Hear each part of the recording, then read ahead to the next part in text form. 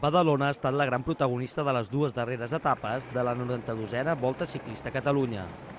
Dissabte a la tarda, els ciclistes feien la seva entrada a la ciutat per la carretera de la Conreria i després d'una passada per la meta situada al pavelló olímpic, la volta va passar per diversos barris de Badalona.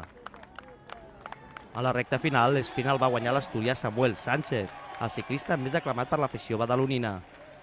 El corredor de l'equip Euskaltel va ser coronat per la nedadora de la Salut Mireia Belmonte i per un Xavier García Albiol molt orgullós de la resposta dels ciutadans al pas de la volta per la ciutat.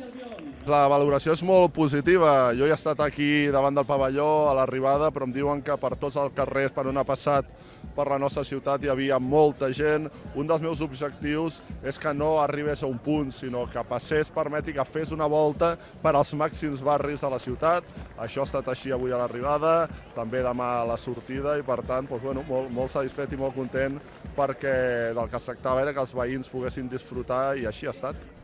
Diumenge, la volta iniciava la seva última etapa a la plaça Trafalgar de Llefià, abandonava Badalona en el seu transcurs i acabava al barri de Sarrià de Barcelona amb Julien Simon com a guanyador d'etapa i amb Mikel Albacini com a campió absolut de la prova ciclista. El president de la Volta, Rubén Peris, es mostrava molt satisfet del paper de Badalona en aquesta edició de la Volta.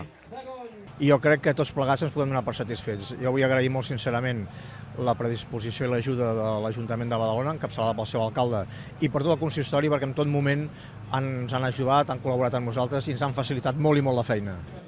Després de la gran expectació que ha aixecat el pas de la volta per la nostra ciutat, l'alcalde de Badalona, Xavier García Albiol, ha manifestat que espera que l'experiència es torni a repetir l'any vinent.